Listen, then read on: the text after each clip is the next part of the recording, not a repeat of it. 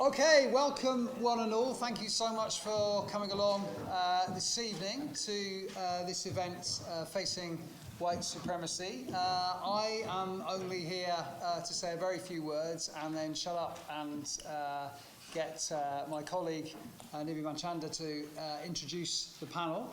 My name is Tim Bale and I'm director of the Mile-End Institute, and it's the Mile-End Institute that is hosting tonight. I should just say a bit of sort of housekeeping stuff. If the fire alarm goes off, it is not a test. That means there is a fire or some such, and you have to leave by the exit marched, he says, looking like an air steward. Assemble outside, and then quite what we do after that, I've no idea, but as long as we're all outside, it's fine. We will aim to finish around 8 o'clock because we've got some drinks and I think some nibbles afterwards, so do please stay for them. And if you don't get a chance to ask a question, you can always ask a question of any one of the panellists afterwards.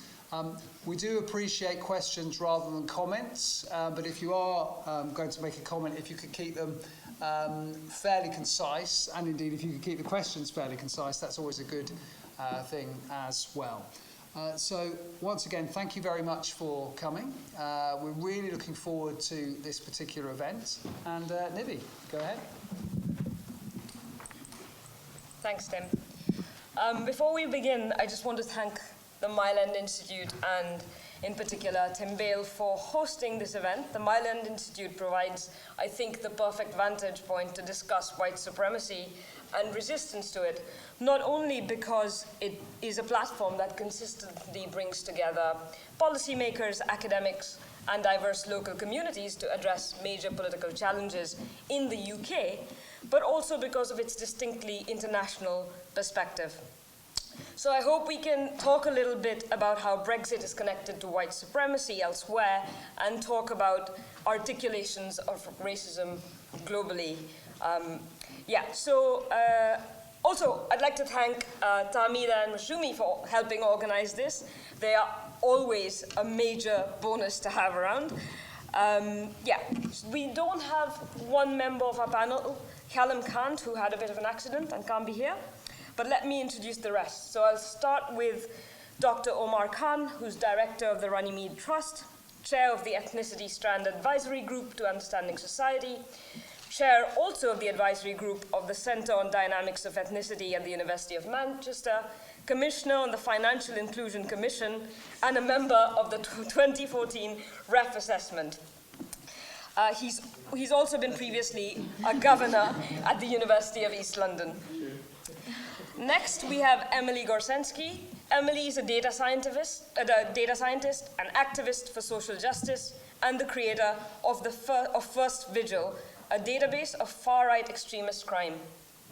She is a survivor of the Charlottesville neo-Nazi violence, and Emily has used her experience to fight back against far-right extremism and was recently named as one of 2018's most influential feminists by Bitch magazine. Next, we have Maya Goodfellow, recently Dr. Maya Goodfellow, who just got her PhD from SOAS.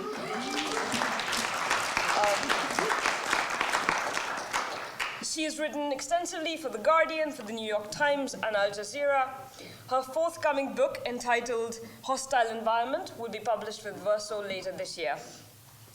Next, Dr. Olivia Rutisbawa. Dr. Olivia Rutisbawa is a senior lecturer in IR and development at the University of Portsmouth. She has published widely, including most recently in Humanitarian Affairs. Her book with Robbie Shilliam, called The Handbook of Postcolonial Studies, the Routledge Handbook of Postcolonial Studies, is a major intervention in the field. And finally, but not least, we have Dr. Clive Gabay. So Dr. Clive Gabay is a member of staff at the School of Politics NIR at Queen Mary, and he works on race and racism.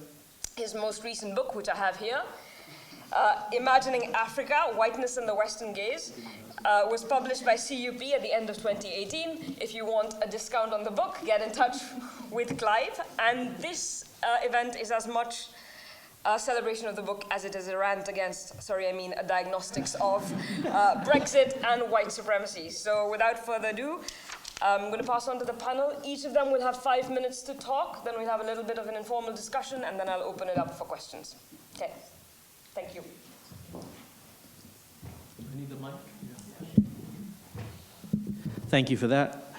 So I'm going to, I think I'll have sort of two themes. One is that Brexit has indeed revealed an undercurrent of racism in Britain that we haven't, I think, appreciated and haven't come to terms with, but Brexit itself also amplifies some of those concerns. So I don't want to make Brexit kind of unique in this sense. So one of the things I think it has revealed is just how much we haven't understood the extent of racism in Britain.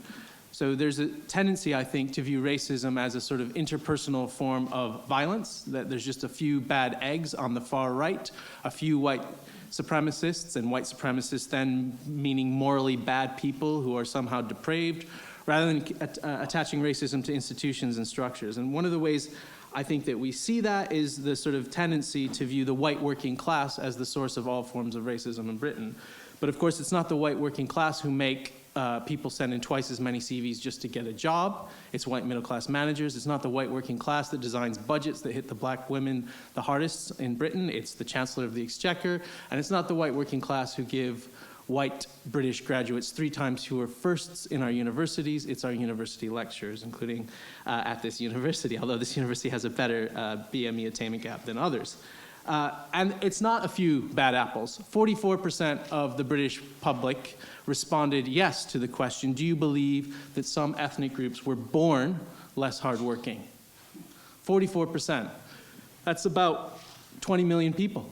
So hardly few numbers. And if you want to talk about the 17 million people who voted Brexit, 1 in 3 of them agree with the statement that some ethnic or racial groups were born less intelligent. So that's 6 million people. But if you are a Remainer who thinks that racism is only amongst those terrible Brexit voters, you're unfortunately going to have to accept the fact that 2.5 million of your fellow voters also agree with the statement that some ethnic or racial groups were born less intelligent. So it's incorrect to associate racism merely with a fringe, and it's incorrect to associate racism merely with individuals, and it's incorrect indeed to associate racism merely with Brexit. However, it's also the case that the Brexit campaign was both run on and underpinned by an appeal. So the formal and informal Brexit campaigns, I think, clearly thought they would get some mileage out of appealing to some more or less explicit forms of racism. We know Farage's Breaking Point poster, but we've also seen through some of the ads that were targeted on Facebook that there were images of Africans coming via Spain. There were images, of course, of Turkish people coming through. So clearly, whether or not the voters who supported to leave the European Union were motivated by racism, those who designed the campaigns certainly thought that that was a reason for people to vote that way. I think it's also quite shocking in my view that we've had actually so little reflection on the murder of Jo Cox, an MP, by a white supremacist. I mean, we talk about divisions, we talk about the horrific nature of her murder, but I don't think we reflect enough on the fact that his motivations were clearly racist in nature and that the threat of that sort of violence hasn't gone away. Another reason that I'm concerned about the way in which Brexit may increase the level of racial discrimination in Britain, two further ways. First is that obviously some of the laws on racial discrimination derive from our membership of the European Union, so there are some concerns there about whether or not we'll ensure that all of those rights continue after we leave the European Union. I think the second concern I have is this sort of tendency, as I've already suggested, to view the vote as in terms of the white working class, which I think erases the existence of the black working class and denies the continued existence of racism amongst a wider range of society. And on that point, I'd also like to highlight that while there's this further tendency to I think the final division that I'm quite concerned about, and then I'm going to wrap up to allow my other panelists to speak, is on EU versus non-EU migrants. And I think there's a variety of concerns around this question. So first of all, I think it's true, and we know that about a third of Asian British and a quarter of Black British voters voted to leave the European Union, and that many of them were motivated by concerns around fairness of the rights and privileges that were associated with different forms of migration status. And that some, and we did some research before the referendum interviewing settled ethnic minorities in Britain that found that quite a number of them were concerned about Fortress Europe being a white project, a project to keep out cheap African and Asian labor and to allow in white European labor. And I think that's something that we're going to have to address and tackle in the future, this sort of, which is a genuine form of division. I think it also highlights something that the European project never fully confronted, which was the fact that European citizens European nationals who initially didn't even want to be called migrants in the UK did have differential rights to other forms, to other migrants. But it's quite complicated because, of course, they didn't have the right to vote in the referendum that took away their rights, whereas non-EU migrants who were Commonwealth citizens did have the right to vote. So the whole panoply of rights and access to benefits and privileges and entitlements is quite confused, complicated, and unequal in Britain, and we saw that also with the Windrush injustice, whereby people who came here on a differentiated form of British citizenship also found that they still had a differentiated access, that is to say, unequal, racialized access to rights. But I do want to say that it's not true, however, that all European migrants are white. In fact, a larger share of people born in Europe living in Britain are not white than is the share of people born in Britain who are not white. So around 10.5% of people born in Europe living in the UK are not white, whereas only 9% of those people born in the UK are not white.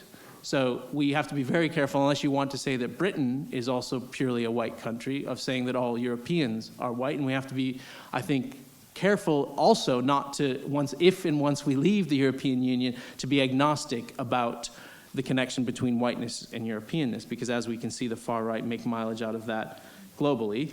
But further, that doesn't even include those citizens from, say, those people born in, say, Angola who then got Portuguese nationality, those people born in Brazil who got Portuguese nationality, or those people born in Cameroon who got French nationality and then lived here. So if anything, those numbers are an underestimate. So I suppose, to conclude, what I'm suggesting is that Brexit has exposed the extent to which Britain still hasn't necessarily addressed or even understood the nature of racism more generally. And in that sense, the connection is not only between Brexit and white supremacy, but between Britain and white supremacy. But secondly, that it is true also that Brexit has thrown up an additional set of concerns, some of which I think were actually unaddressed and needed addressing anyway, but some of which have been amplified and worsened by the nature in which the Brexit campaign was run, and which I think shows the need for us, all of us, to do more work to try to not just heal division, but actually tackle racism and racial inequalities. Thanks.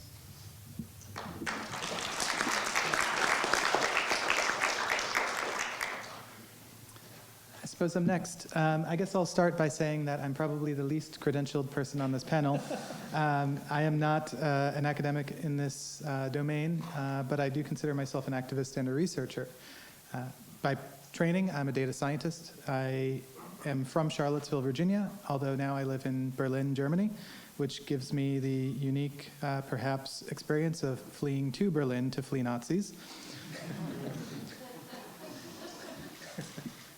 But it is that work that I have done in Charlottesville and that training that I have as a technologist and a data scientist that has led me to continue my activism in the counter-white supremacy movement in the United States and internationally, from the relative safety of a city that has seen this all before.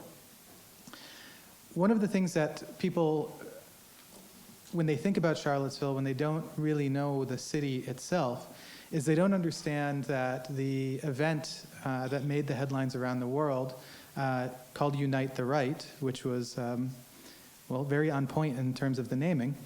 That was not the first event in Charlottesville with white supremacy. It was not even the first event that year in Charlottesville with white supremacy. In fact, it was the fourth event in Charlottesville that year when it comes to violent white supremacy, and it also was not the last. It was the most violent and the one that gathered the most headlines, but lost in that narrative when we focus on the tiki torches and the car attack and the president's comments about very fine people on both sides, is the efforts that we went through as a community, as activists, to try to prevent that from happening.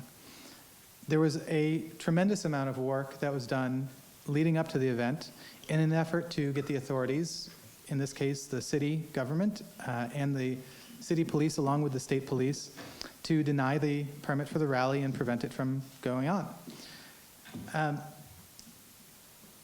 One of the ways that we as activists tried to shut this rally down before it started was by exposing many of the violent threats, the rhetoric, and the hate speech which crossed the border from the American standard of tasteless but legal speech into imminent threats of violence. Unfortunately, our warnings fell on deaf ears, and it was even true that 6 weeks before the event, I was able to name Vanguard America accurately as an organization that would commit a terrorist attack. Of course, James Fields was marching with a Vanguard shield shortly before he committed the terror attack. The follow-up to that, when we analyzed what went wrong and when we read the whitewashed report of the performance of the city and state police in regards to the event, was that it was clear that the authorities weren't going to protect us, and if we wanted to do anything to prevent another Charlottesville from happening, we had to amplify our efforts as activists to engage with the media and to raise awareness around white supremacy. This sort of effort was boosted by the fact that anti-fascist activists had effectively infiltrated these organizing circles and chat rooms. And not only did we have organizer chats from the Charlottesville event, but we had organizing chats for events and groups all around the world, from Canada to South Africa to Europe. What this has done is enabled us through the Unicorn Riot, it's an independent media collective. They were able to publish these messages. I believe there's over 4 million messages now, and that might be an underestimate, of white supremacist organizing around the world. And I was able to do that along with several other researchers to expose, name, and shame many of the people who conspired to commit violence and terror at the rally. It was about a year ago that one of the biggest exposés was announced, where I had named an individual by the name of Michael Joseph Chesney as a key organizer of the rally. He was a transportation coordinator and was listed in an organizational chart near the top of the Unite the Right planning. His comments were unique and interesting because in the planning chat rooms, in the channel for legal questions, he asked whether it was in fact legal to run down and kill protesters if they were standing in the streets. Of course, this happened before James Fields did exactly that. What gets really disturbing is that Michael Chesney was a United States Marine. He was an explosives technician based out of Cherry Point Naval Air Station in North Carolina. And what led me to him was that he was promoting a very unique logo in the chat rooms, one that only white supremacist researchers in the United States would be familiar with. That logo has now been gone international because it is the logo of Generation Identity, which, as you might know, has connections throughout the UK, Europe, and around the world, including, and is led by a man by the name of Martin Sellner in Austria. Zellner made headlines recently when it was revealed that the Christchurch, New Zealand shooter had donated a large sum of money to him and had used some of those symbols and shared some of the Generation Identity propaganda in his manifesto. So what we've seen through all of this is that the organizing and infiltration work that has been done to disrupt white supremacy locally in Charlottesville has had ripple effects throughout the world. And the warnings of violence that I personally gave to the city council on a July night in 2017 still ring true as we watch terrorism happen all around the globe by the same very networked group of people. Now, I'm not an expert on British politics, I'm not an expert on Brexit, but what I do know is that in March of last year, Martin Zellner was denied entry into the UK to give a speech. Instead, he gave that speech to Tommy Robinson, who then delivered it at Speaker's Corner. So it's true to say that the American way of dealing with white supremacy is, in a sense, unique to American politics, but it is also true to say that this group of extreme nationalists is perhaps one of the most international activist groups in the world. So with that, I will conclude by saying that the efforts that I've been undertaking in the time since Charlottesville has been to name, shame, and expose these white supremacists by linking them to violence and crime, and trying to stitch together the narratives that the media is not very good at putting together themselves. So with that, I hope that we can continue this work and that there's a lot of opportunity for crowdsourcing in this domain. So thank you very much.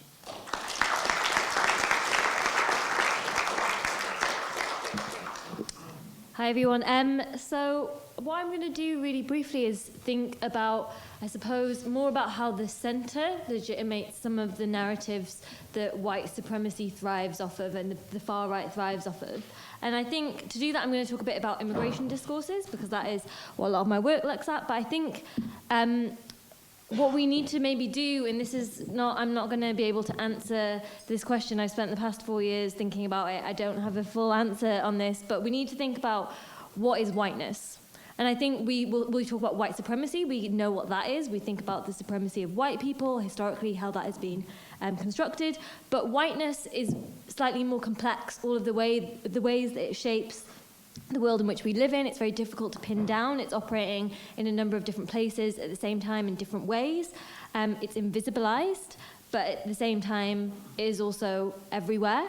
It's I guess the reason I'm posing this is really to get us to think about the really complex ways that whiteness operates, and these ideas of making whiteness the norm and sustaining these systems of power that help to produce and sustain ideas of white supremacy that the far right thrive off of. And I think one way that we can begin to think about what is whiteness and how does it operate is, I'm really taking my cues from the academic Gloria Wecker, who talks about white innocence. And we can think about whiteness in that sense as essentially a system of privilege that is reliant on the erasure of, but also the reproduction of particular histories. So when I'm thinking about that, I'm thinking about the very obvious things in Britain, which I probably don't need to rehash for all of you, but essentially the erasure of significant parts of British history, it's Britain's bloody colonial adventures, but also the very idea historically that Britain and Europe are places of modernity, are places of development, and that modernity and development, how that is defined,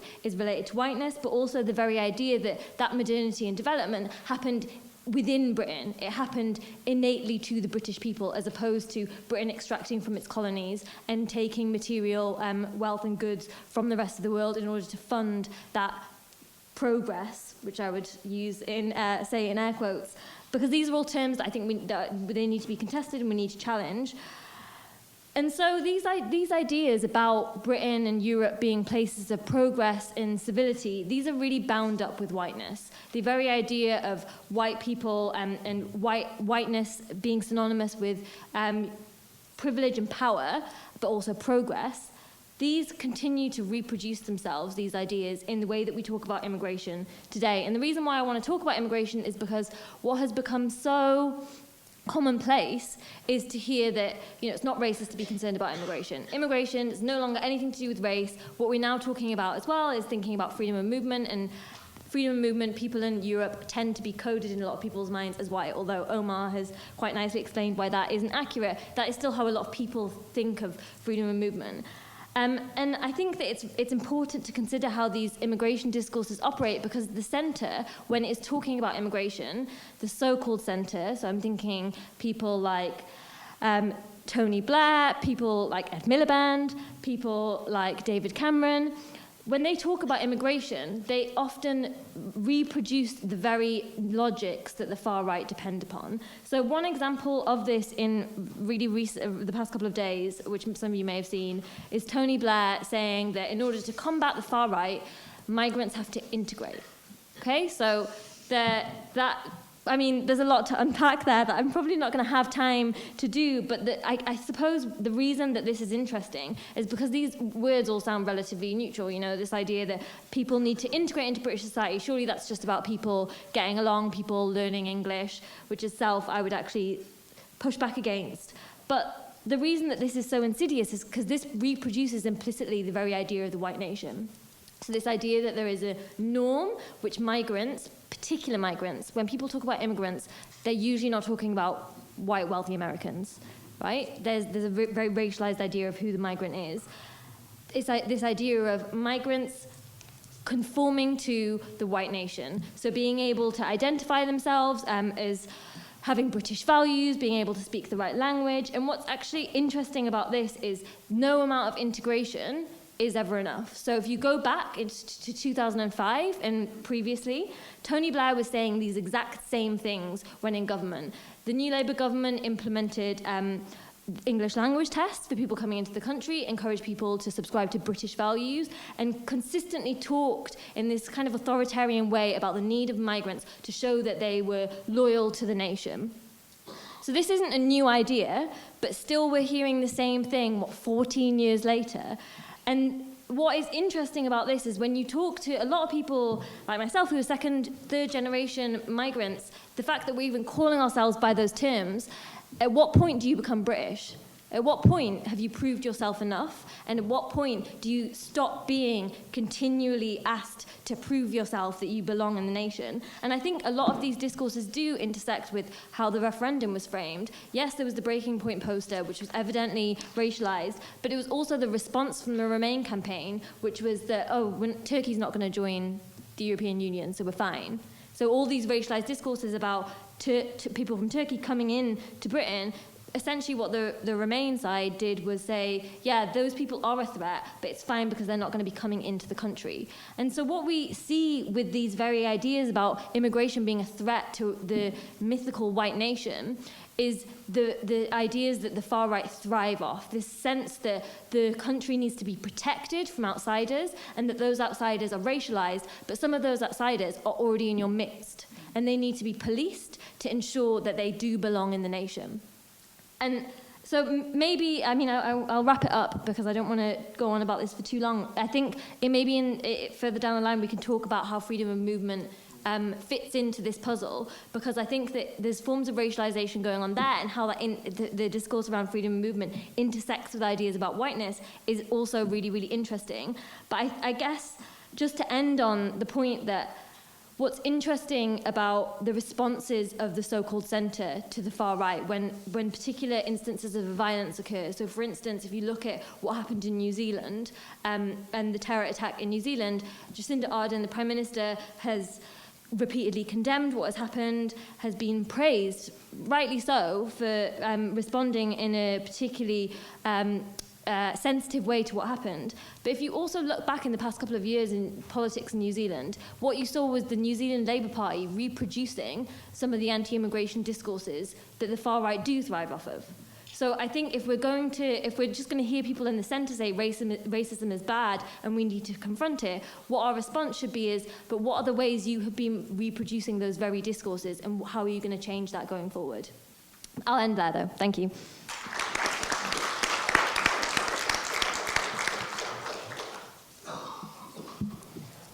Good evening, everyone. So I am one of the examples that Omar was trying to raise. So I moved to the UK from Belgium. So I'm a second-generation Rwandan, Belgian-Flemish person that came to the UK because the racism here is better than on the continent. I will illustrate this statement, but I will also obviously say that the longer you live in a place, the more your rosy glasses somehow get more transparent. But I do think there is a salience, and maybe that's a contribution I would like to make in maybe engaging more in comparative studies studies, even if it's just in Europe, as long as we're all part of the EU. But I think some conversations between continental Europe, what we've seen there, even if it happens in a different language. So the particular case of Flanders might stay hidden, maybe to some extent, because it happens in a country that doesn't really hang together in terms of patriotism. Our country is almost falling apart, so there's not these grand narratives, and also it happens in a language that is not that accessible. Even though the Dutch managed actually to broadcast their lunatic politicians. We have them since the 80s. That's my point. So I think I will come back to that. So at the moment I'm writing a book. It's not an academic book, and it's in Flemish, and the title is The End of the White World, a Decolonial Manifesto. And I've been writing this for the last 2 years because it's very difficult to find the right register, and also who am I talking to, but most of your time you waste by trying to somehow justify how you dare calling it the white world, right? And then, is it against white people? Do you want to get rid of us? Blah, blah, all these things. That I also realized that, I'm sure when we use the label white supremacy, in a British context as well, very few people are very comfortable with that in the mainstream, but I would say in the academy as well. And so in that book, I start with 2 vignettes that I wrote actually not long after I moved here. And I think it will be maybe an invitation to reflect on the differences and the similarities that we have in respective countries. So I start with an example of me listening to the radio every morning waking up. I was still living in Belgium, and it's the radio station equivalent of Radio 4, so let's say the more intellectual people of the country, whatever, tuning in. Ours is Radio 1, public broadcaster, right? And it was, I think, in 2003 or 4 or 6, I don't remember, but there was one movie made by, I think it was one of the first movies, blockbuster, made by 2 filmmakers of Moroccan descent, but as Belgian as I'm Belgian, but that is still news in Belgium, right? So we have a radio, the morning news program talking about that movie, and that movie is quite funny. It's not even that dramatic, but it's about petty crime and the little gangs, whatever, that are around in Brussels. So you have the newsreader, a woman. She's invited some people to talk about that movie, and her first question is, so I was wondering, is this a movie just for Moroccan people or also for us, public broadcaster, right? So I remember almost falling out of my bed, pure irritation. But in a way, you grow up in Flanders, that's seen as normal. But it also shows that by definition, most of our journalists, I used to work as a journalist in Belgium as well. I was the only black journalist in Flanders at that time. The whiteness is literal, right? In every corridor of power, whether it's the universities or the news or politicians or CEOs, that would be my first huge difference with the UK. But then again, I think the invitation is to think the visible minorities, to what extent does it change or not? I think there is something, but there is also something that's not happening, even though you have your wannabe Rainbow Nation, or the different brochures we have of all our universities. So the second vignette that I used was then to say, a few years later, and you can correct me if I'm not reproducing that story right, but I was listening, moving to the UK, same intellectual habit of listening to the radio in the morning. I was listening to Radio 4, living in Portsmouth in 2013, and I think it was the event of one student organization, Islamic inspired, that organized lectures around the Muslim faith in London University. I don't remember which one, but they had the audacity to organize the room seating, right? So in the middle, if people wanted to sit mixed men and women, and then on the one side for women and the other side for men. But still, everybody could choose where they would sit. But there was a big upheaval because, oh my God, somehow the non-normative way of organizing a room had seeped into a general institution. What struck me was that the journalist had invited a feminist Muslim woman and one of the organizer Muslim men to talk about the issue. At no point did I have any clue it was the radio, but in Belgium I knew the makeup or the identity markers of the journalist. Here I had no idea. So the conversation basically went into explain that logic, but also showing that within Islam there were very different approaches to this. So the woman was making a feminist argument using Islam why she was against that, whereas the organizer was actually going all the way back to the way that British education system was organized, and the arguments that were used why even in, you know, the most prestigious public schools, boys and girls would have education separately, right? So I was listening to this and I'm like, oh my God, this is a wonderful country. That was 2013, I just arrived. But I use that as an example to say, when we try and think, when it's about integration or who is part of the nation or not, there are variations that I think we can learn from in the UK. For the rest of continental Europe, but on the other hand, ever since Brexit, obviously you can imagine that I was, I can't even say I was surprised, but I was somehow, it's almost like it was like a personal affront. I was like, I believed in this country for very wrong reasons, mostly comparative reasons, but it made me think about the difference between window dressing and actually deep anti-racist politics and anti-racist. I think the imperative goes much deeper than sometimes some of the practices that we're trying to do, and that's why. And you know, in the Q&A, maybe we can come back to it, but that's why I think that whenever at least we have the courage to call white supremacy when it is white supremacy, that we find a way to connect it to the discussions we have about coloniality, because. That's the thing that as a whole planet, but especially in the West, we keep on having in common. And most of all the other things that we see is versions of electoralism, obviously capitalism and all these things, that are expressions of a desire to hold on to a colonial system of organizing our societies and living together. And so that would be my invitation, I think, like let's compare more, because I think we could learn a lot, especially because sometimes we feel like we're in different time frames. So when I compare Flanders to the UK, for instance, for a long time I had the impression that we are somewhere in the 50s and you guys were somehow in the present. Brexit shows that the present is obviously not a fixed place, because we seem to go back, and I think a lot of anti-racist activists in Belgium would have a lot of good advice for whatever direction this country is going at the moment, because we've been in it for a very, very long time.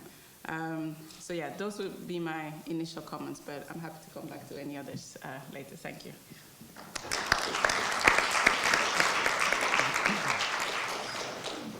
I've got two. Super loud. Well, okay, I feel really loud. So the disadvantage about coming at the end of the panel is that everyone said what I wanted to say.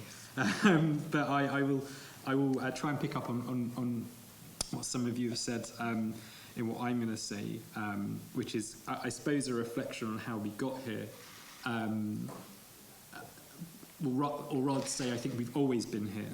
And so what I want to talk about is the kind of, I suppose, similar to Maya, what you were talking about. I think of it less in terms of innocence and more in terms of complicity. So I want to talk about the complicity with narratives that reinforce racism, not just in this country, but around the world as well. And I just wanted to read out, I spent yesterday annoying some of my colleagues by playing a very loud clip of a well-known public service broadcaster who has a Sunday morning politics show. So you can guess. And some of you may have seen this clip going around. It's actually quite an old clip, but the reason I'm going to read it out is because of the way this was doubled down on a few days ago. So 3 days after the Brexit results, the Brexit referendum, this journalist said to camera, "Waves of migration and globalized culture washed among us, eroding our sense of self. Whole communities changed colour and language, leaving older people bemused and cut off. As the numbers from Eastern Europe rose, eager, white, hard-working, alarm grew in the poorer parts of the country. But the self-confidently multi-ethnic, liberal urban class, high in house prices and high employment levels, was having such a good time they barely noticed. London spoke a lot but didn't listen. Well, it's heard now. This has been the rebellion of the diminished against the cocky, the ignored against the shapers of modern times, and the struggling against the strutting." Now, there's obviously a lot we can unpack there. I can't quite resist it, but one thing to say is that when we're sitting in Tower Hamlets, which has the highest rate of pension and poverty in England, So if you're talking about how older people felt alarm at incoming waves of migration, well, you know, there are clearly things we can challenge about that, and posing it as such reinforces, again, certain tropes about what kind of people we're talking about when we're saying, oh, you know, people are worried about. And to be fair, he was quite frank about it. Whole communities change colour. That was quite startling. But anyway, this, I don't know why, somehow kind of appeared in the Twitterverse sort of a few days ago, at which point this journalist doubled down, commented on the original clip to say, talking about himself, this is an urban liberal trying to explain the immediate aftermath of the referendum, during which immigration was a massive issue. Every academic analysis later said the same thing. It didn't, but that's not the point. It's what he then goes on to say, there's literally nobody who knows me who thinks I have a shred of anti-immigrant feeling. Okay, so I think that's a really important or insightful statement, because I think it tells us a lot about where we are. And, you know, if we want to talk about complicity, we can pick on any of the examples that we've heard so far. You can think about what Tony Blair was saying yesterday or a couple of days ago, or Hillary Clinton a few months ago, talking about, you know, what Europe needs to do to battle the far right, is to clamp down on immigration. But I want to think about, as I said, what this kind of statement that everyone who knows me nobody who knows me thinks I have a shred of anti-immigrant feeling, what that says about this conjuncture. You know, as we've heard, white supremacy isn't just about speech acts, it's structural. And because it's structural, most all people are complicit in it to a degree. But I think it's this anybody who knows me knows I'm not racist defense that kind of sort of encourages the roots from which the more kind of evidently sort of jackboot white supremacism grows. And I'm reminding here specifically of what a scholar called Alana Lenting calls not racism, which she defines as being sort of based on this idea that racism is a moral failing, right? And this kind of relates back to what you were saying, Omar, rather than a historical and structural phenomenon that makes and marks certain lives and bodies as more or less valuable. And then she goes on to suggest that what it does is it marks out a separation between, you know, someone who is like properly racist, you know, who says like racist stuff very obviously, someone who looks like a racist, I guess, and then on the other hand, the sort of commonsensical, honest, and practical views of the non-racist majority. It's not racist to talk about immigration, right? It's not. So that's why I think we need to talk a lot more about sort of complicity. And it's why I don't think that we can really understand today's sort of prevalence of white supremacist organising as some kind of outburst or an unexpected crisis, because I think it has a very long gestation period. So I think if, you know, we want to think that white supremacy is structural, then we need to consider what that structure looks like and how it operates, to make some people more liable to being constituted as a threat or a stranger or as a foreigner, and ultimately unwelcome presence. And once we do that, we see white supremacy isn't just about colour, but it's also about much more than that. It's the accent you have when you speak, it's the name on your credit card, it's the photo in your passport, it's the religious practices that you perform. And I don't really hold back from calling all of that white supremacy, because historically white supremacy has never been about favouring and including all people who present as white, but rather about, it's been a very fluid term which has kind of included and excluded certainly lots of people who present as white but aren't considered white enough. So I'm going to sort of finish with that. Just to reiterate again, though, as I said, I think this moment's been a very long time in the making, and it won't be unmade easily. But I think a major, I'm not one to normally say we should rely on our politicians, but I think a major sort of asset in this moment would be for our politicians and policymakers and people who have platforms to stop being complicit.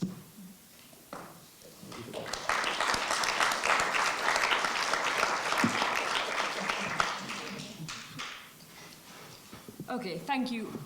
We have just under 40 minutes, so we're going to open it up for questions. I'll take sets of 3. If you could introduce yourself and also let us know whether the question is for the entire panel or for somebody in particular. That would be great. Okay.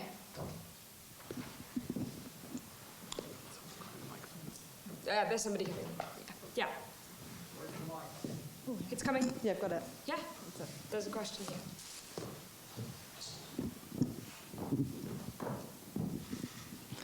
Hi, Faraj Pato from Queen Mary. Also, full disclosure, I'm one of Clive's PhD students.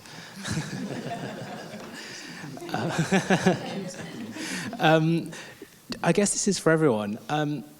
Recently, there was a controversy around David Lammy kind of having this outburst and invoking the 1930s, the Nazis, and I believe specifically 1938 Czechoslovakia.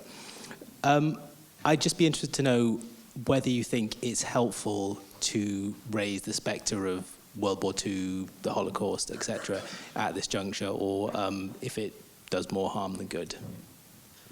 Thank you. There's one over there.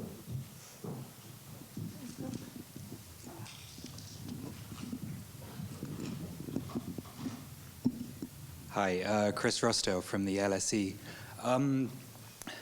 While being mindful of, firstly, thank you. That was, I have a lot of thoughts.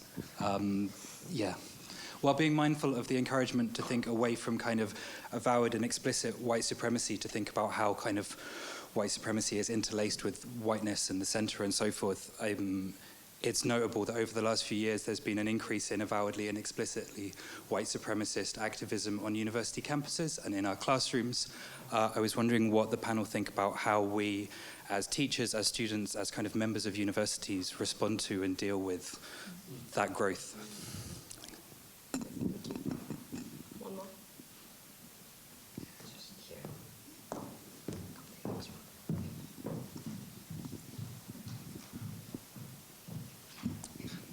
Thank you for that. It was really interesting. I have a couple of questions, if I may.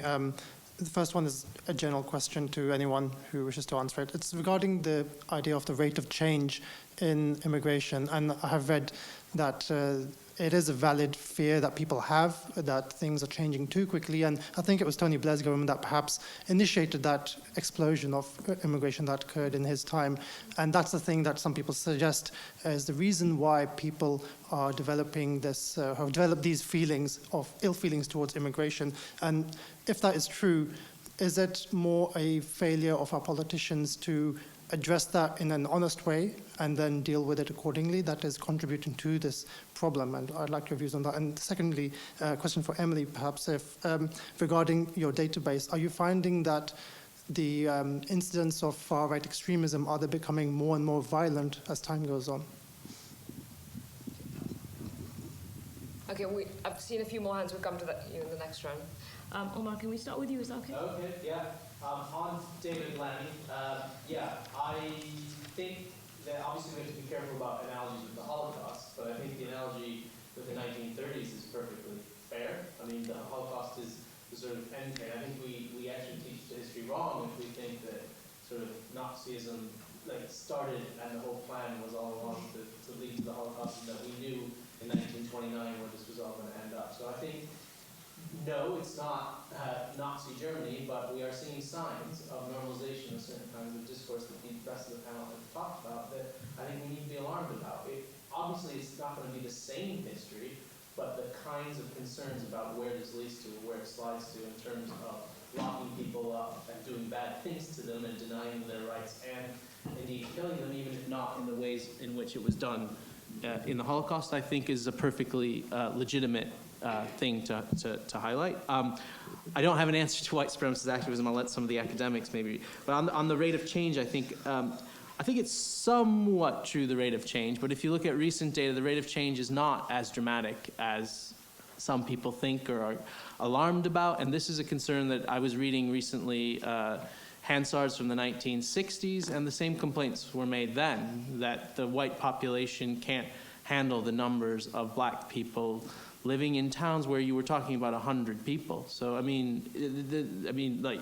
towns that had 100,000 people where you're talking about a few hundred migrants. I mean, Hungary said that we can't have that many Muslims, and it was 294 for the whole country was the number that they were saying would overwhelm their culture. So I think out of a population of 10 million. So, I think I accept that, people have concerns, but I think those are amplified. I don't think that the way to respond to them is to treat them as numerate, as actually representing a numerate fear of being swamped or anything like that. I think it's more reasonable. I mean, you're not going to win an argument by telling them that they're innumerate, obviously, and you're not going to explain things to people by saying, well, the numbers aren't as bad as all that. But I think encouraging people to understand and mix with one another, I think the challenge that you've got is that right now, as was pointed out, and has been pointed out on this panel, people are deliberately fostering that argument and fostering it in such a way that makes it very alarmist. And I don't know the right response to it, to be completely honest, but it has created a different scenario. So I wouldn't say that it's the objective facts of the numbers that is the problem. I would say that it's the way that that's then framed. But I agree that where you have high levels of population change and cuts to public services and shortage of places in schools, for example, that does create pressures. But that's not just about immigration. That's about general failure to fund those services properly. So there aren't enough places for white British-born children either. So in most of those places. So yeah. I guess I'll answer the very specific question first, and then I'll try to sort of combine your question about the campus activism with the Holocaust or World War II comparisons, because I think there's something relevant connecting those. The first answer is white supremacist crime becoming more violent? And the answer to that is we don't know. The reason that we don't know is in America we don't track. There is no centralized source of records for hate crimes. Every state in America has a different hate crime designation. They get applied differently, and it is often due down to the reporting of the actual police officer who makes the arrest to determine whether or not something becomes a hate crime. What that has left us with is trying to assemble information from news reports in newspapers, which is often no more than 3 or 4 paragraphs, and it's written by sort of beat journalists that don't have deep knowledge of white supremacist groups, organizing, or anything like that. So it's hard to find that information. For that reason, First Vigil, the project that I'm running, only looks at cases going back to 2016 because its focus is on open court cases. If I ever get through my backlog of open court cases, I'll extend it backwards. So if all of the Nazis out there could stop doing crimes for like a year, great.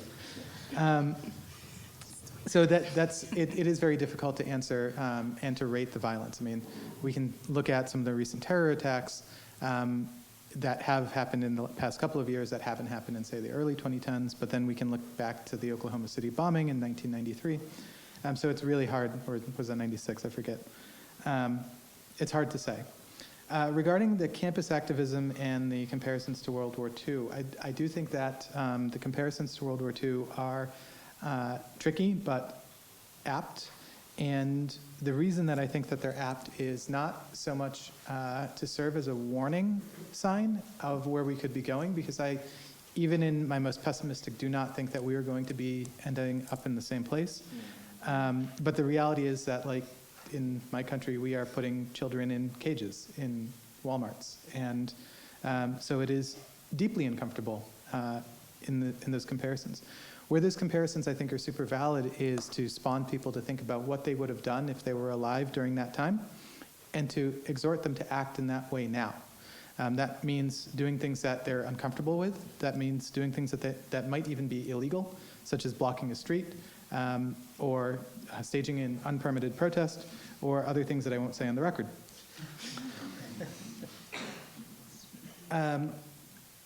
That connects to this notion of campus activism to white supremacy, and the reason that campus activism has been such a key driver is because universities have long had a reputation for being a bastion of free speech, and white supremacists use and manipulate the principles of free speech to share their message, to radicalize. And while I'm a very staunch free speech advocate, we have to recognize that the language that they use is a language of incitement to violence. And just because they're not literally saying, I want you to go stab that person, doesn't mean that they're not telling their followers to go stab that person.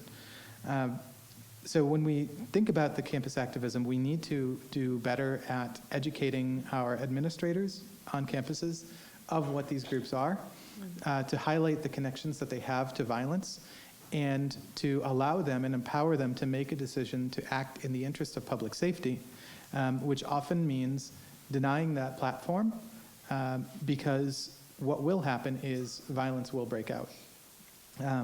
So I think that, part of it's hard to handle on an individual basis, but it is something that we have to handle on a policy basis and make the choice of whether we want to be the people that are going to stand idly by while somebody else drums up the next terror attack, or if we're going to try to do everything we can to stop it.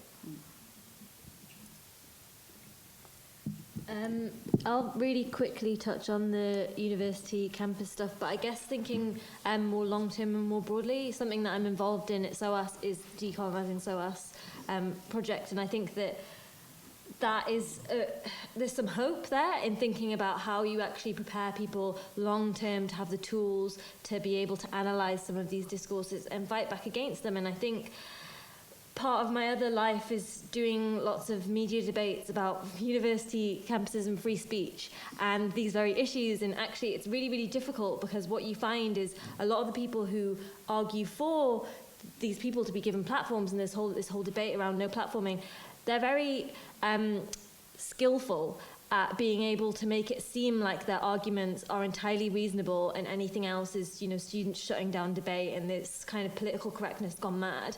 So I actually think being able to dissect some of those ideas as well and equipping people to have those debates on public platforms as well, because there's been, over the past 4 years at least, if not longer, there's been a real interest in the media around these very debates, right? And at the heart of it is these questions about whiteness and white supremacy, and we never really get to that point. We're more we are always kind of talking about it one step removed. But I actually think being able to take those arguments on is also really, really important to be able to engage with the universities and thinking about who's doing that inviting and who's in those positions of power to be putting on those events in the first place.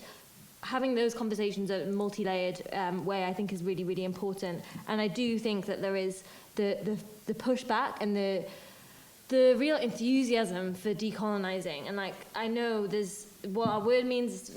It's very, very. People have different interpretations. I realise that there is potential issues with it becoming institutionalised and co-opted for.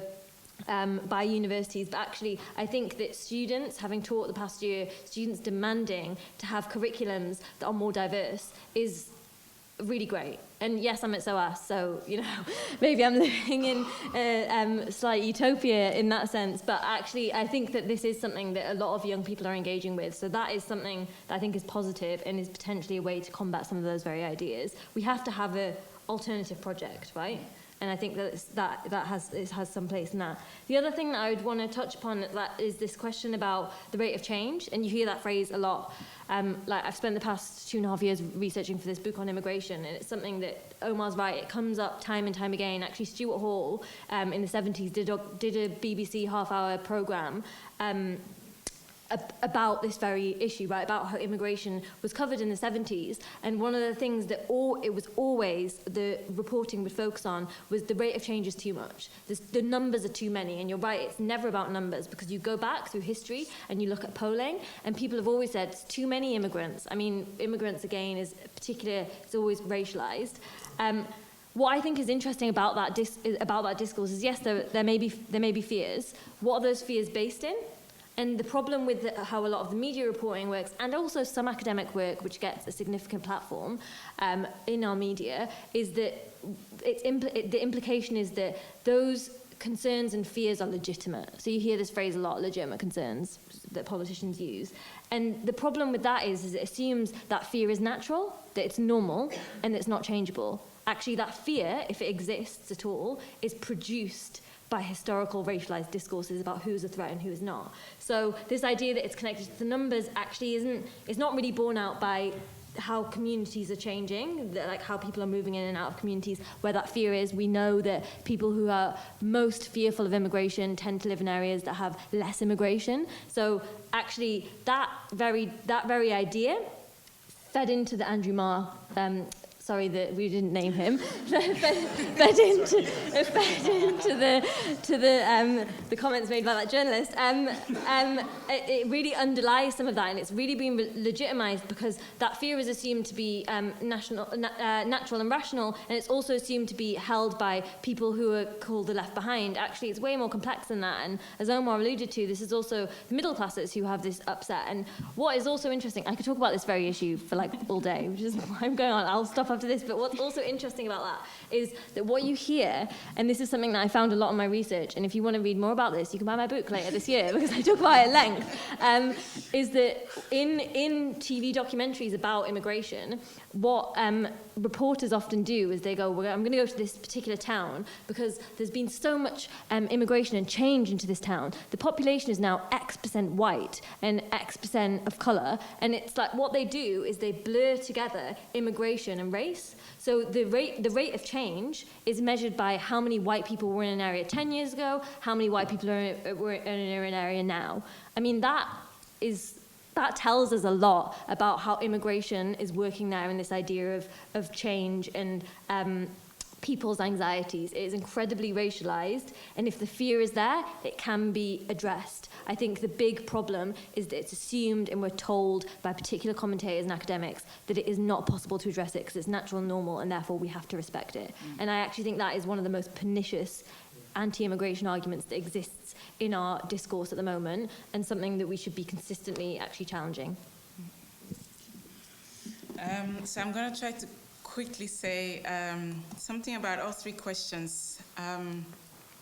Maybe first the white supremacy on campus. My first reaction in my head was, luckily I haven't been confronted to like literal organizing around white supremacy.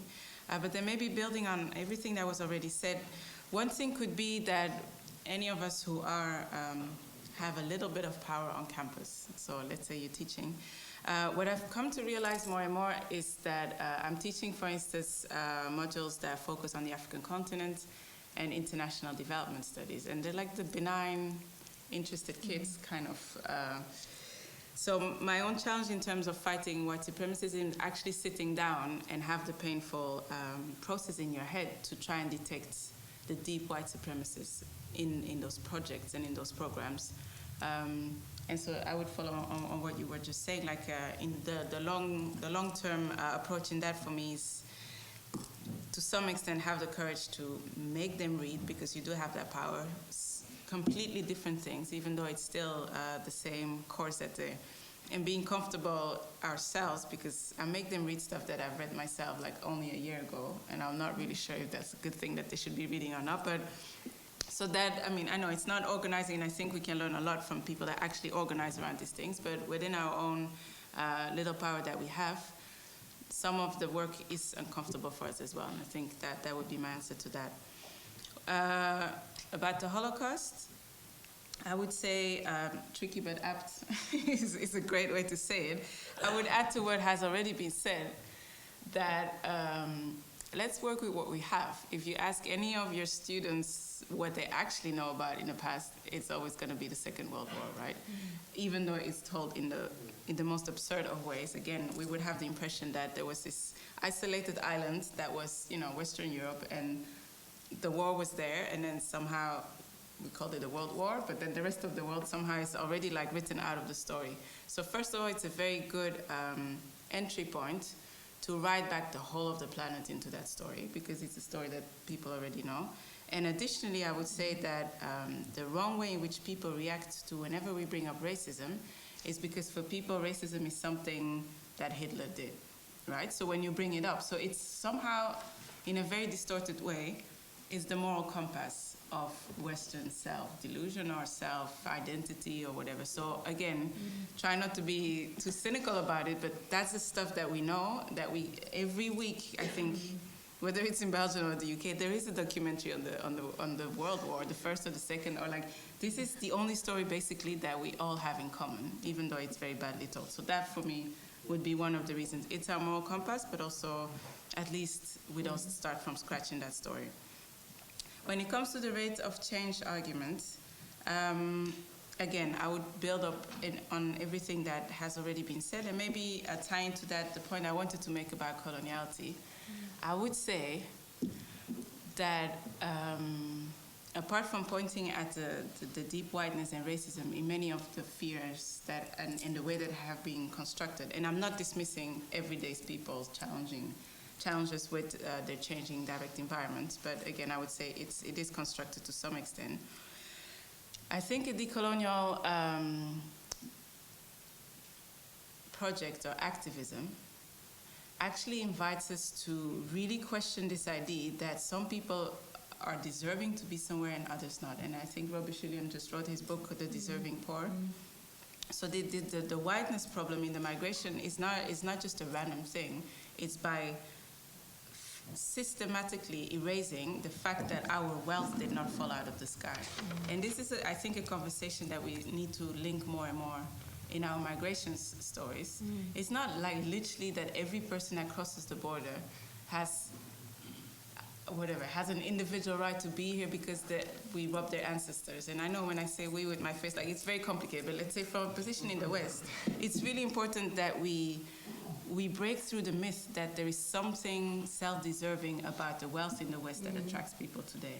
So that's where I would say decoloniality helps to ask us the question, where do we start the story? And we tend to only start when people are knocking on Fortress Europe, but that's not where the story started. So again, in the long run, if we were to systematically tell the story of the origin of even industrial revolution, systematically different, then our progressiveness is not limited by the question, shall we let them in or not? Are we going to be magnanimous or not? Then you can include a conversation about global justice, but also about reparations and all these things. But mostly it's a story about connected histories, because we've been always connected. So this division between citizens, non-citizens, and actually even the legitimacy of borders, because it's the borders that are killing people, nothing else, right? Like, people physically are able to come here, they die because like when we talk about refugees, because they can't get in.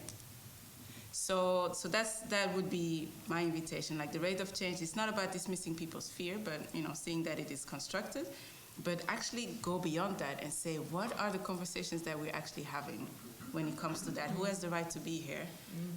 I think that's a really urgent one that I would attach to those conversations. Okay, I'll be brief. No, but I will, because you've all said I'll be briefer. So the question about David Lame's comments, I mean, obviously I agree with everything that's been said. The only thing I'd add is that, I think it's apt and I think it's worth it being said and it being wrong than the other way around. But I suppose the only thing I'd add to that is my concern that we end up once again talking about what's happening now in terms of exceptionality by using the extremely exceptional, presented as exceptional comparison of the Second World War and the Holocaust, right? So I think we have to move beyond this notion of exceptionality of this moment we're in, because it's for me, it's and for many engaged in sort of scholarship or activism around anti-racism, there are features of this moment that are obviously different, but it's not exceptional as a moment. 20 years ago, and I'm not being brief, but it's the 20th anniversary of David Copeland placing a bomb in Brick Lane today, right? And we were about to have the 40th 40-year commemoration of the death of Blair Peach. So there are, for many people in many places, this is not an exceptional moment at all, and I think that's really important. Campuses, everything that Olivia said. I mean, I think that there's obviously a difference between sort of students in the classroom and then movements and individuals that are seeking to use universities as places to promote white supremacism. And again, I've not confronted it in the classroom, so I'm not sure what to say to that. But in terms of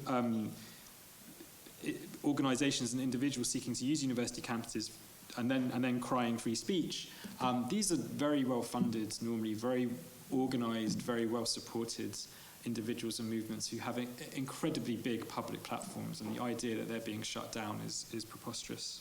So I will just say that about that. And then, the third question, was this a failure of politicians to deal with this?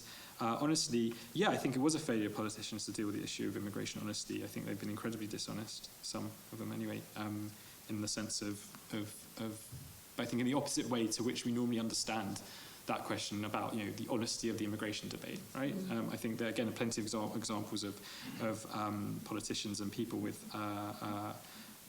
public platforms playing into these ideas of some kind of invasion, which I think is very dishonest. So I will leave it there.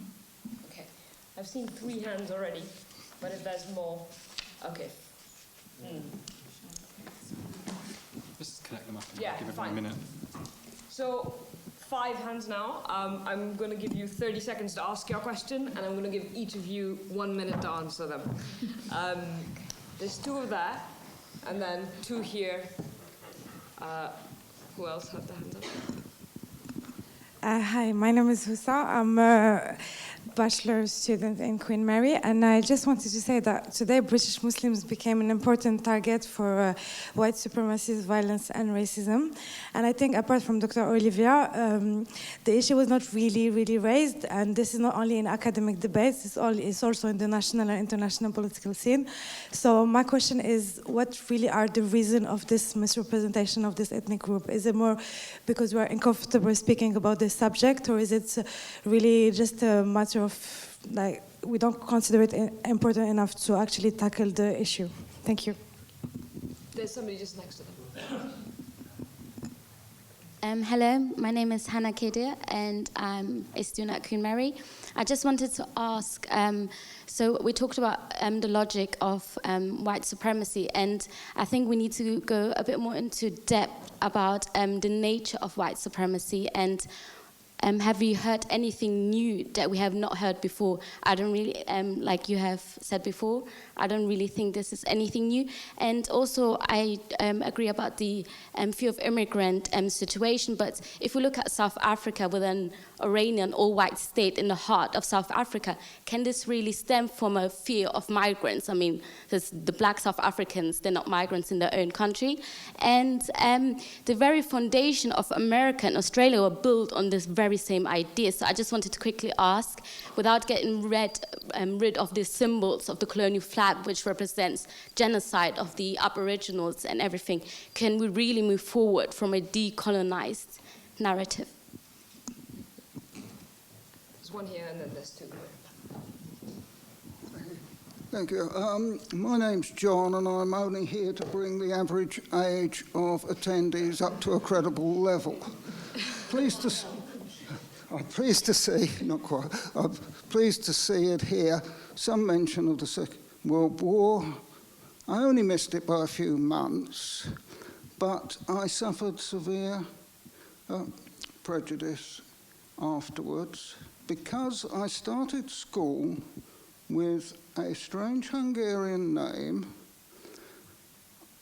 while memories of a war fought against Huns were still very raw. Now, I have certain cynicism about educating people out of racialism because you never know where the next egg is going to come from. And also, I don't think it's been very successful. Austria was always considered as being more German than the Germans. Well, it was Hitler's homeland.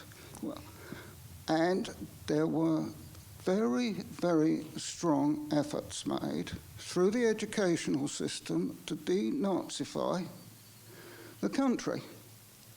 Now, in 1968, I had the ignominy of being marched out of a cinema in Richmond because the Austrian au pair, who I'd taken with me, wouldn't sit down and stop booing Julie Andrews in The Sound of Music, for the simple reason that she regarded it as her national duty to deny that her fellow nationals did not 100% support Hitler taking over their country. And she had been right through the denazification process and everything. So how you can guarantee that anything with education is not going to be counterproductive, I do not know, and I hope the panel have got some ideas on that. Great, thank you.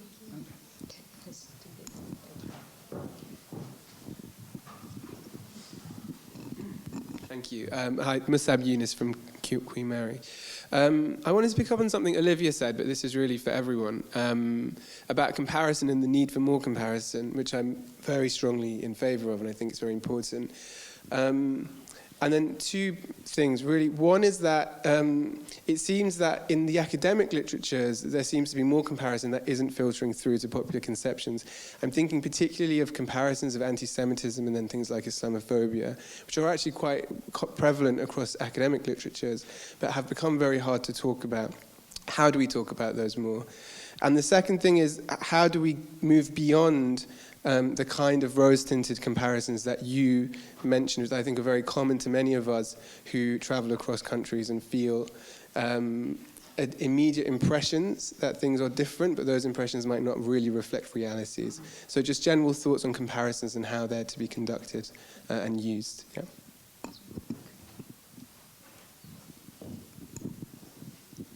Thanks to the panel. I'm James Eastwood from the Politics Department. I think the question is particularly for Emily, but anyone who wants to take it up can.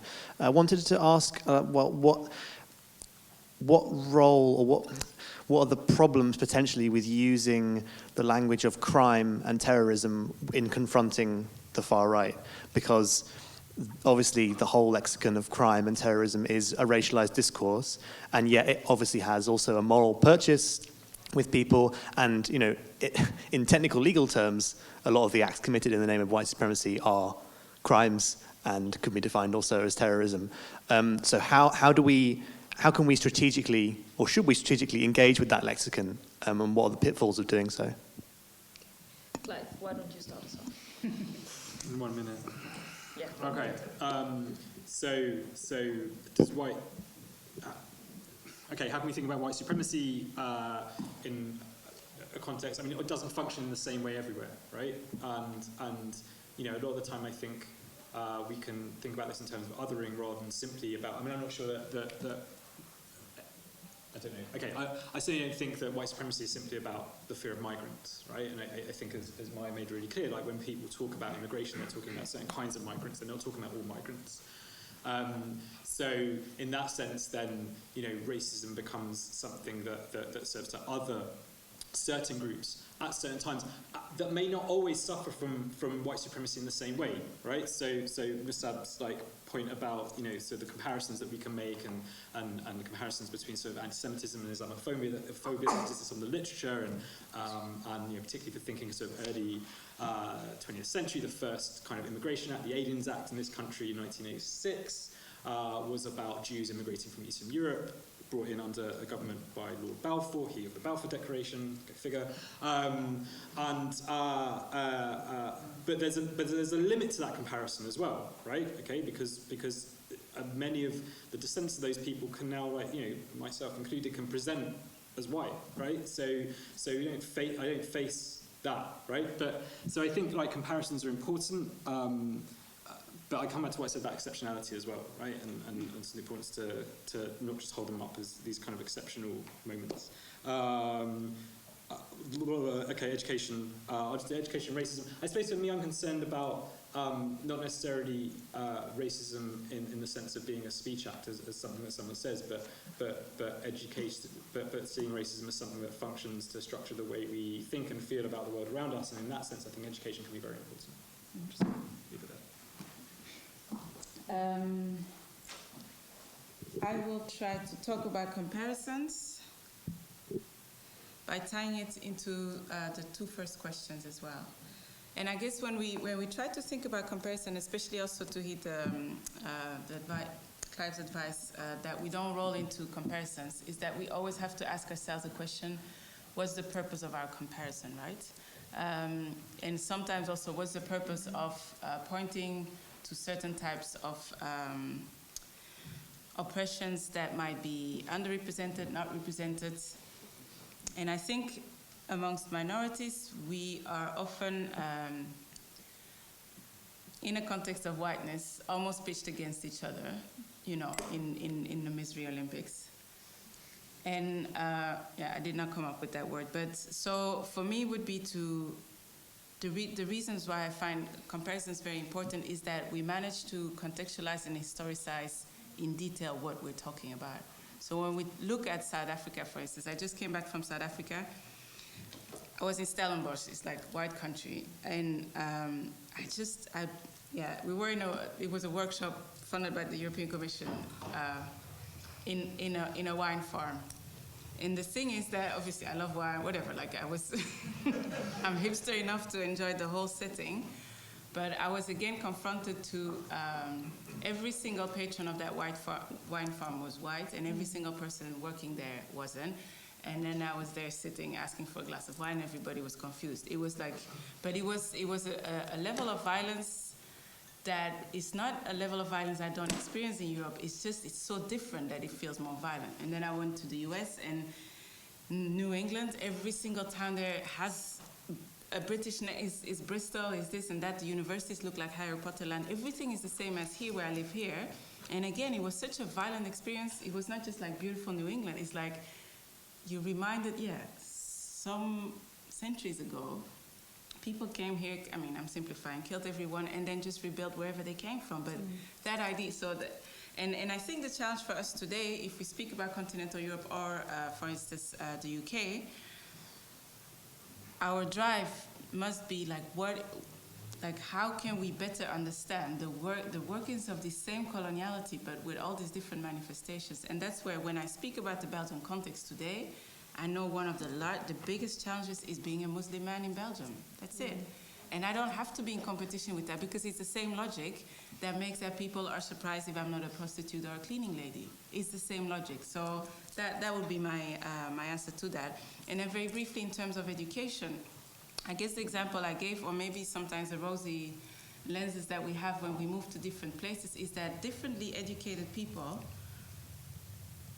there is an effect of what happens. I turn on the BBC and not everybody's literally white. And I know that's nowhere near sufficient, but it is something else.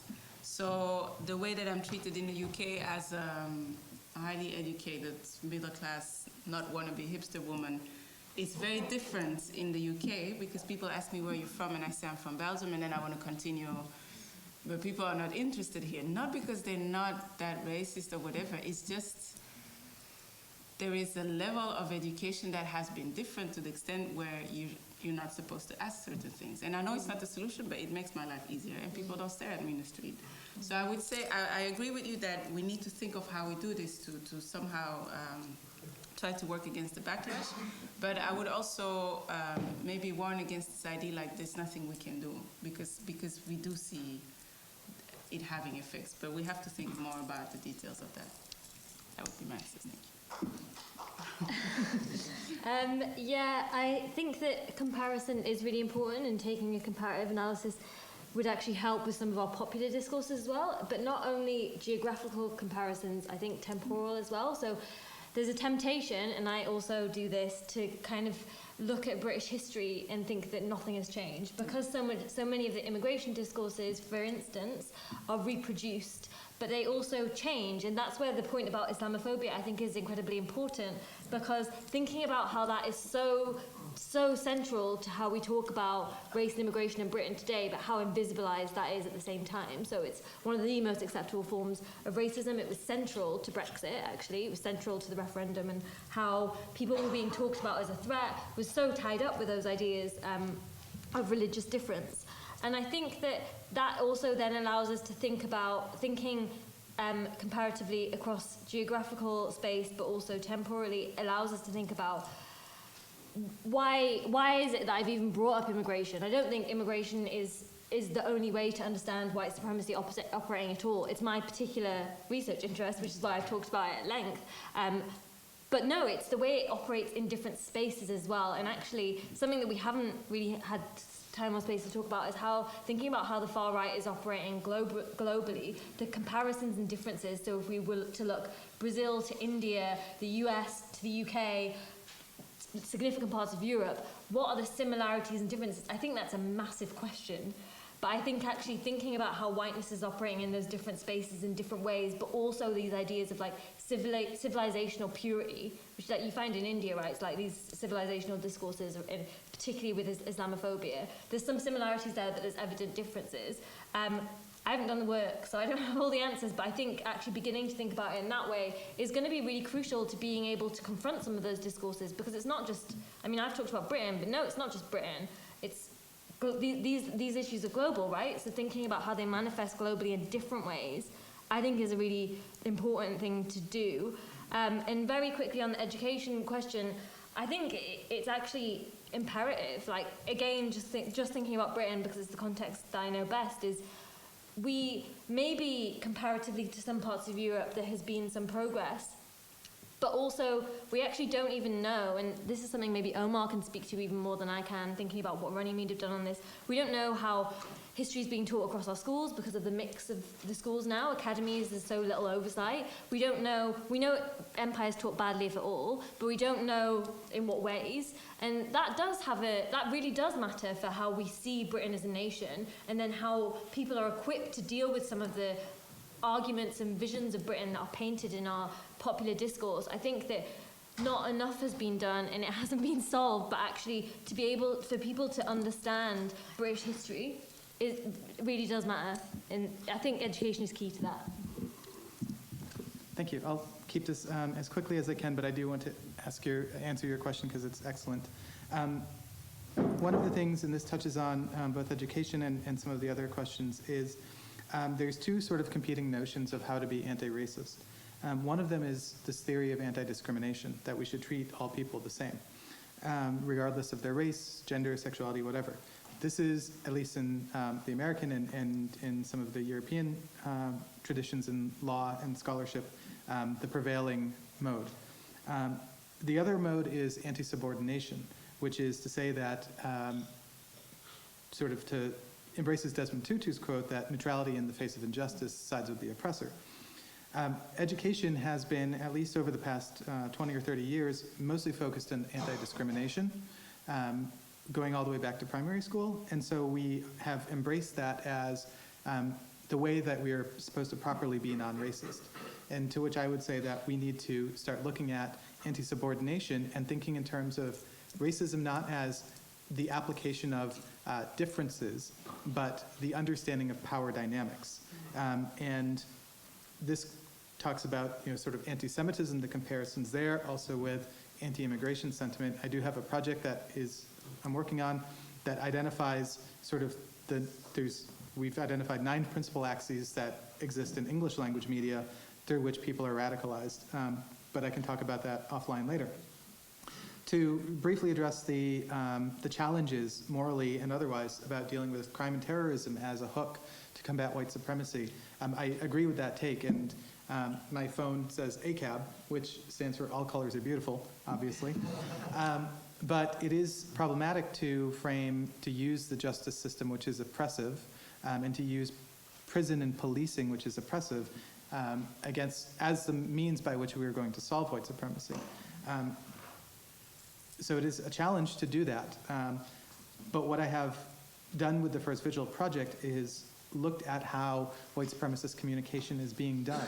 And that is that they are trying to paint themselves as victims and not oppressors, that they are trying to co-opt the language of the left, and that they are trying to frame themselves as innocent. And so what First Vigil is intended to do is to directly annihilate that narrative by showing that even if we, without any changes to, radical changes to our society, want to embrace our current system of justice and law, that they are still not within the bounds of it. I'll try to be quick. So the first point is where does, I guess, the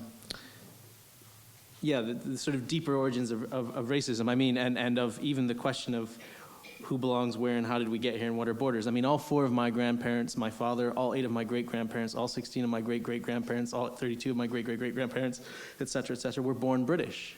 So the question of how did Britain attract me or find people like me here, and if you're talking about the British Caribbean experience, you have to go back great, I'm trying to do it, 512 most recent ancestors of people who are called Black Caribbean. And of course, they're only called Caribbean is because the original Carib people were genocided out. So that was one of the reasons I think the injustice was so stark with the Windrush generation, is deporting people, Black people, to the Caribbean, who were only in the Caribbean in the first place because the original inhabitants were genocided and because Black ships brought them as slaves to there in the first place. But I think that gets to the origin of racism, which is, and it speaks to the education point, which is racism. I think sometimes the sort of thought is that the ideological apparatus of racism came first, but actually it's the economic domination that comes first, right? So first we have the ability to treat certain peoples in certain ways, and then we realize, especially as it was the Enlightenment, that this was wrong. So we needed a moral justification in the ideology to justify it, why we were treating what were humans, supposedly, unequally. And I think the reason I say this is if we're going to undo the ideology of racism, you can't just do it through ideology. You have to do it through the actions, through the inequalities. So what sustains the belief that Black people are inferior is the fact that they remain economically dominated. And until that is undone, you can only do so much education work on the ideology itself. The actual fact of their subordination, as you put it, has to be addressed, because that's the source of and the reasons why it continues to be replicated. The final point is on anti-Semitism and Islamophobia. We've written a report on Islamophobia. I welcome you to read it. I've been doing a lot of work and thinking on it. And one of the things, though, that